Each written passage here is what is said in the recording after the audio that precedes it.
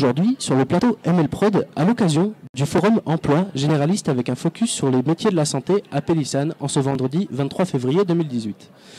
Ce forum est la première manifestation de l'année inscrite dans le plan d'action opérationnel 2018 liant la métropole Aix-Marseille-Provence, Conseil de territoire du Pays Salonnais et les missions locales Est-Étambert et du Pays Salonnais. Tout d'abord, Monsieur Maroc, pourquoi cette thématique de la santé ?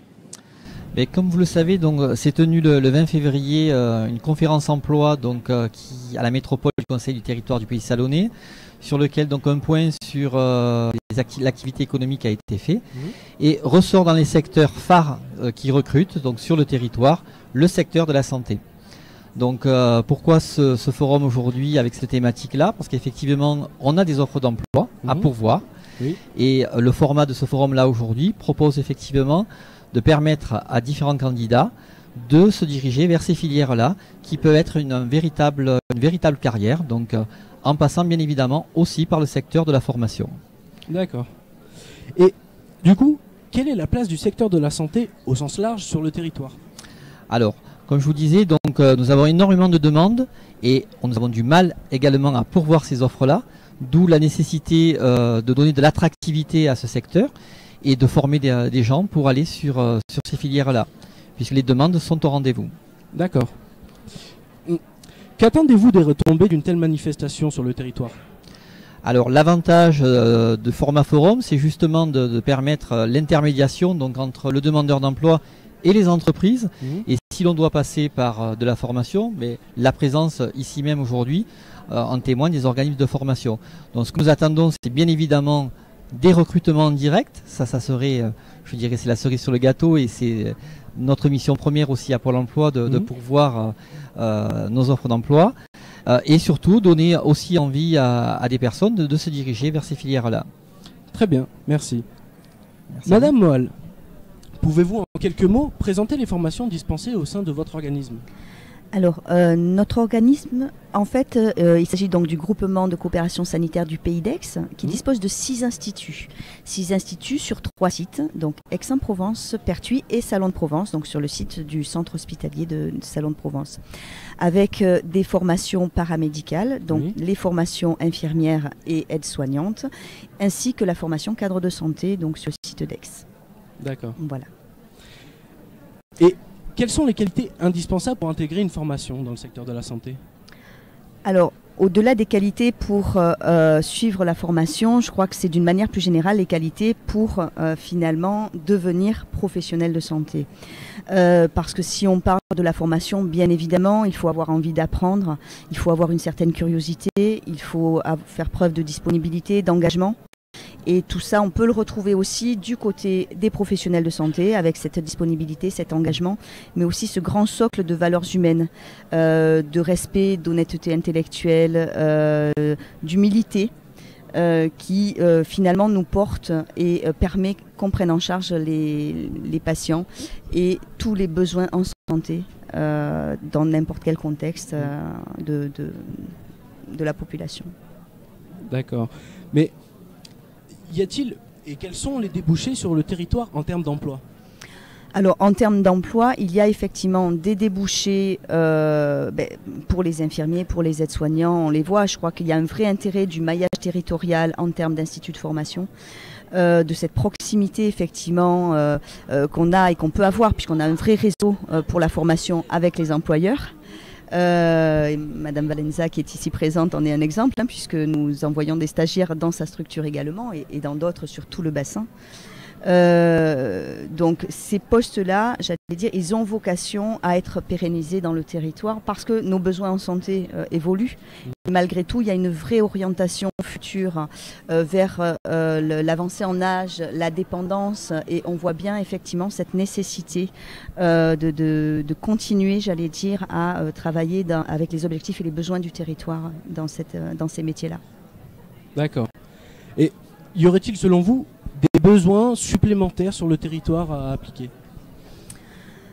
Alors les besoins supplémentaires, ça va va aller avec cette évolution, je pense, des métiers. Des besoins supplémentaires en termes de soins à domicile, de soins auprès des personnes âgées, de réseaux et de partenariats entre les hôpitaux, la ville, le territoire dans son ensemble, et vraiment de devenir de vrais partenaires et de voir la santé vraiment dans son ensemble et dans tous ces axes de besoins par rapport aux prises en charge. Je crois que les métiers tels qu'ils évoluent vont être vraiment sur ces différents axes-là. On a des objectifs régionaux vraiment là, qui ont été déterminés. Il y a effectivement le gouvernement aussi qui se positionne progressivement vers le renforcement justement de la formation initiale, aussi bien que de la formation continue, vers les métiers autour de l'aide et de la dépendance et de l'accompagnement des personnes. Et c'est vrai que ça s'oriente vers de l'ambulatoire, vers du domicile de plus en plus, et vers la prise en charge des personnes âgées dépendantes. Très bien, merci. Merci. Monsieur Serviès, en qualité de référent du domaine de la santé à la mission locale du Pays Salonnais, pouvez-vous nous communiquer en quelques mots l'offre de formation sur le conseil de territoire du Pays Salonnais? Alors, oui, l'offre de formation est très vaste sur le Pays Salonnais, sur le territoire aussi. L'offre de formation sur la thématique santé peut déjà se décliner en différentes approches possibles. Le cursus scolaire, qu'il soit en lycée professionnel, où on va pouvoir retrouver des préparations aux écoles de soins, IFAS, IFSI, ou au concours d'ATSEM ou d'auxiliaire de puère, par exemple, puériculture, excusez-moi. Des formations telles que le CAP Petite Enfance, le bac accompagnement, soins et services à la personne, ou bien par une voie plus technologique, comme on peut le retrouver autour du bac ST2S, sciences, technologies, de la santé et du social, et qui offre un enseignement spécifique, complet, afin d'accéder ensuite à un cursus de professionnalisation. Pôle emploi oriente aussi, conseille, mobilise son expertise sur les AFC, actions de formation conventionnées, qui visent à faciliter le retour à l'emploi. Des formations telles que assistante de vie aux familles ou des validations de stages tels que agent de service hospitalier, aide à domicile, vont permettre au public qui souhaite une première découverte avec les métiers du soin et de l'aide à la personne de se situer face à ce secteur d'activité. Le service public de l'emploi englobe aussi des prescripteurs comme la mission locale, bien sûr, ou le Cap Emploi par exemple. Les missions locales s'appuient là sur l'offre existante du conseil régional et sur notre territoire des formations telles que assistante de vie aux familles ou bien même auxiliaire en gérontologie sont proposées sur le bassin de Salon de Provence ou bien de Berlétan.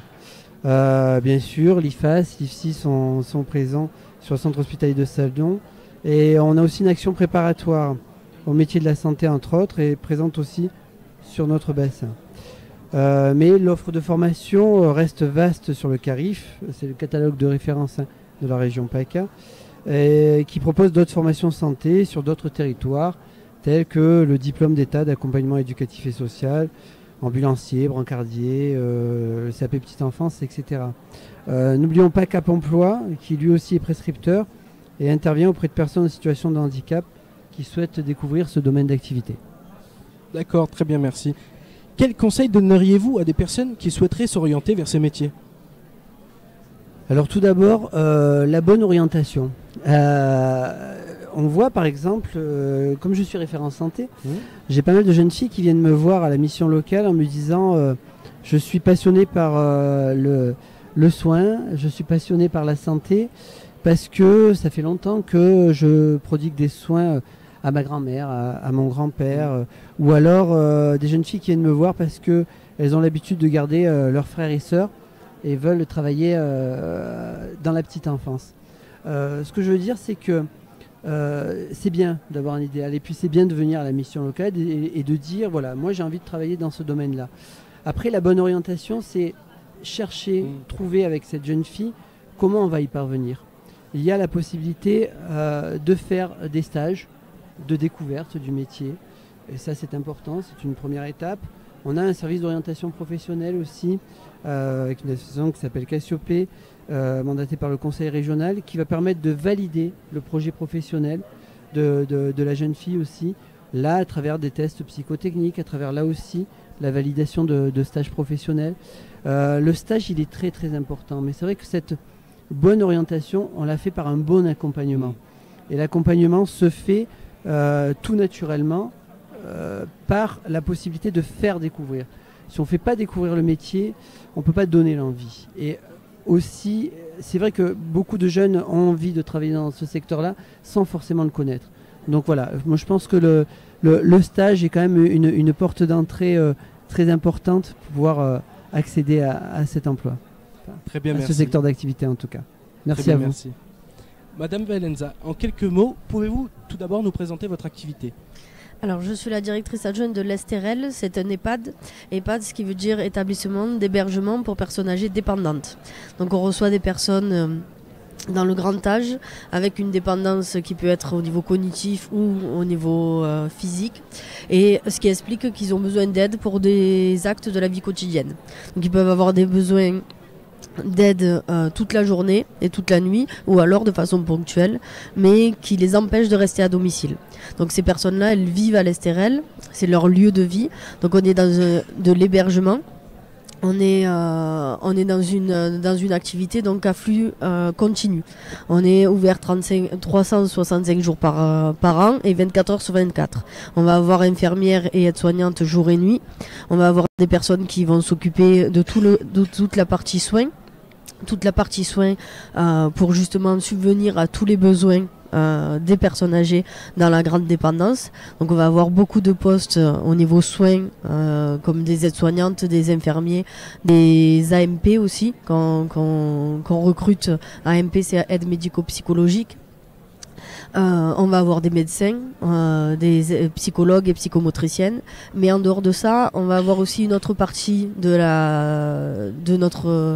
notre base salariale, c'est pour la partie hébergement, parce qu'ils vivent là. Donc on va avoir les cuisiniers et cuisinières, la lingerie, les aides cuisine et tout l'entretien des locaux, l'entretien des chambres et le service à table, le service petit déjeuner et tout ce qui peut toucher à de l'hébergement avec la partie gestion administrative, les secrétaires, etc.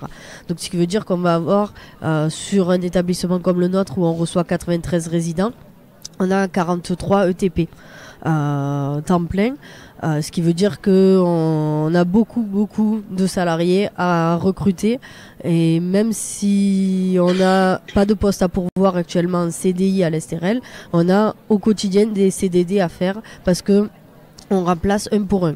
On ne peut pas laisser nos résidents dans la dépendance et sans personne pour s'occuper d'eux. Donc ce qui veut dire que dès qu'on a une personne soit en formation, soit en maladie, soit en congé parental, soit tout simplement en congé payé, parce que tous nos salariés ont leur congé payé, il faut les remplacer.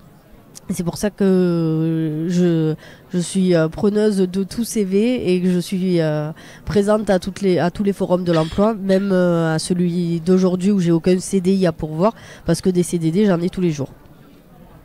Très bien.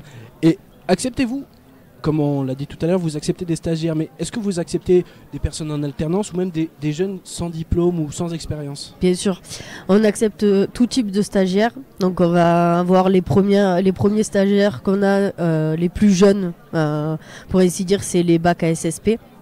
Après, évidemment, on a les stagiaires au niveau soins, donc avec l'IFSI, l'IFAS qui nous envoie des stagiaires qui vont être diplômés à ce moment-là. Et en alternance, la plupart, et j'en suis la preuve vivante, on a actuellement une stagiaire direction. Et j'étais stagiaire en alternance à l'Estérel avant de prendre mon poste. Donc oui, on prend des stagiaires en alternance. Et on prend des stagiaires non diplômés. Et on fait aussi des stages avec l'IME. L'IME Les Cyprès de Salon de Provence. On a accueilli encore un petit stagiaire la semaine dernière de l'IME pour découvrir des métiers. Pour ceux qui sont à SSP aussi, je fais découverte de métiers et à ce moment-là, du coup, je leur fais suivre tous les professionnels de l'établissement pour justement qu'ils découvrent. Parce que comme on vient de le dire, c'est je pense primordial de faire des stages, parce que c'est en stage et au quotidien, quand on voit la réalité sur le terrain, qu'on peut voir si on aime ce métier-là ou pas. Avez-vous des besoins en termes d'emploi ou même de stage pour accueillir les personnes qui souhaiteraient avoir un emploi? Alors, les besoins, ils arrivent là. On va avoir on a les vacances qui arrivent, les vacances d'hiver qui arrivent et les vacances d'été qui vont vite enchaîner. Donc, des besoins, effectivement, on en a. Au quotidien, sachant que sur ma base salariale, j'ai des besoins de personnes à remplacer au quotidien toute l'année parce qu'elles sont en congé maternité ou congé parental. Et en plus de ça, j'ai les vacances et les formations. Dès que je mets une personne en formation, je la remplace. Donc j'ai des besoins en ce moment à être soignante parce que c'est la majorité de mon personnel. J'ai 22 aides-soignantes à l'Estérel, donc 22 personnes susceptibles d'être remplacées. Et après, en tant que stagiaire, on a des places actuellement, sachant qu'on fait attention de ne pas prendre trop de stagiaires pour justement bien les accueillir. Mais c'est volontiers qu'on accueille les stagiaires, oui. Très bien, merci.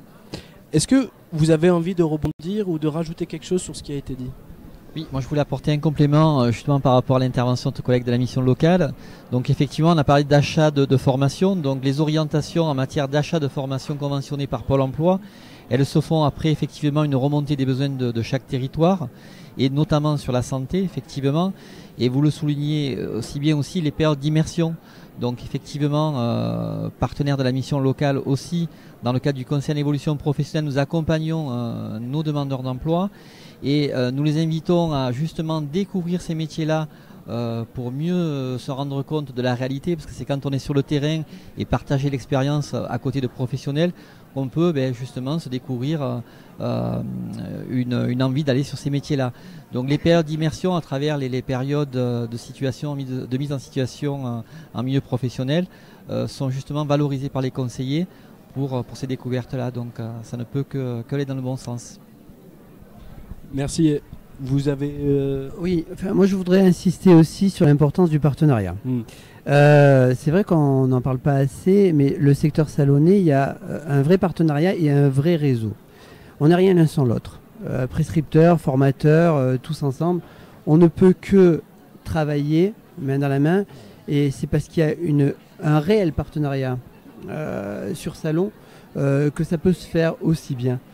J'ai envie de dire, parce que que des personnes viennent avec l'envie de pouvoir travailler dans la santé, mais le faire découvrir, on arrive à le faire découvrir et on arrive à avoir des stages. Pourquoi ? Parce qu'on a des partenaires qui nous disent oui. Et voilà, moi je voulais remercier déjà l'ensemble des partenaires et puis l'ensemble des formations qui se fait aussi sur Salon et qui se fait bien. J'ai envie de le dire.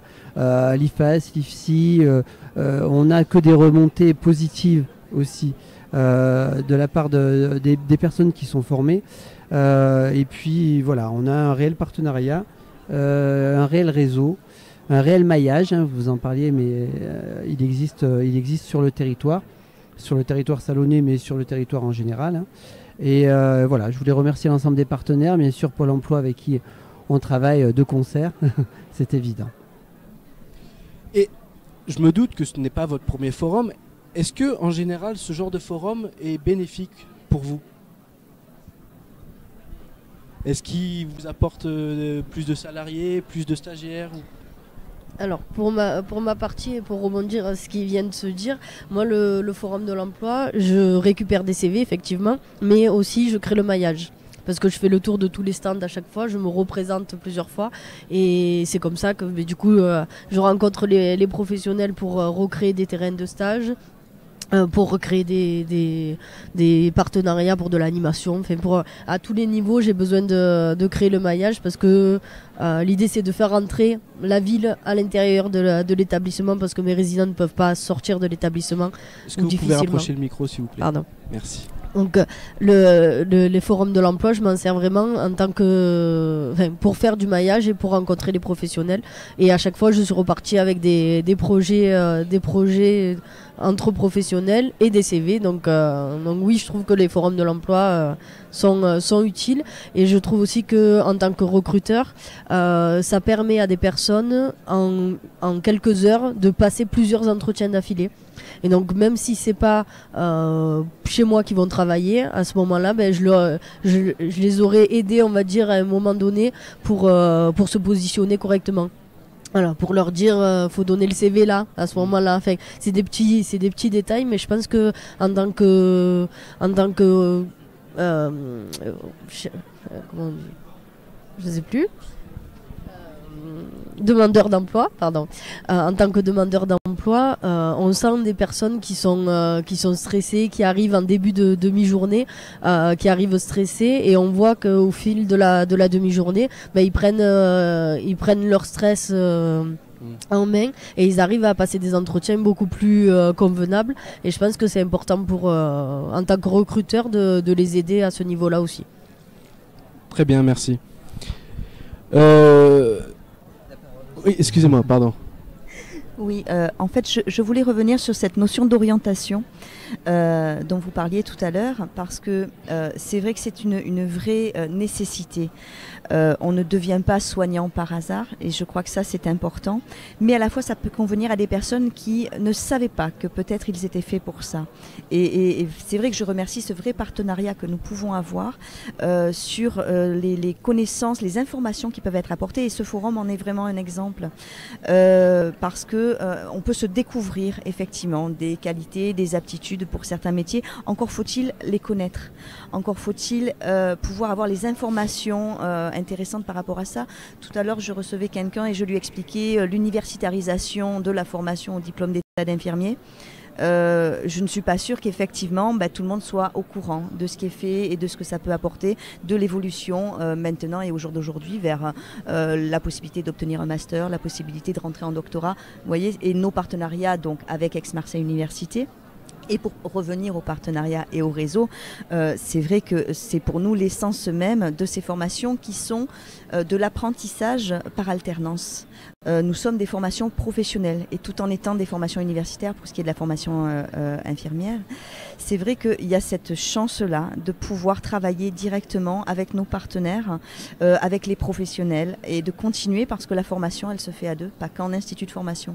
Elle se fait aussi avec le milieu de l'emploi. Et c'est comme ça effectivement que les demandeurs d'emploi ou les étudiants, parce qu'il y en a qui sont encore dans le milieu scolaire, mais il y en a, et nous avons chaque année, j'allais dire, au moins un tiers de nos promotions de formation qui sont des réorientations professionnels. Et donc il y a ceux effectivement qui sont encore dans les cursus scolaires et qui ont peut-être accès à certaines informations d'orientation, mais l'importance effectivement de ce qui est fait au niveau de ces forums, c'est de pouvoir permettre à des gens qui sont faits pour ça de pouvoir retrouver une voie où ils s'épanouissent et où ils puissent effectivement donner le meilleur d'eux-mêmes pour les besoins que nous avons sur le territoire. Très bien, merci. C'est la fin de notre émission. Je vous remercie d'avoir répondu à nos questions et à vous de nous avoir écoutés. Sachez que les 2 prochaines manifestations emploi de territoire auront lieu le 4 avril à Rognac et le 19 juin à Saint-Chamas. Au revoir et à bientôt.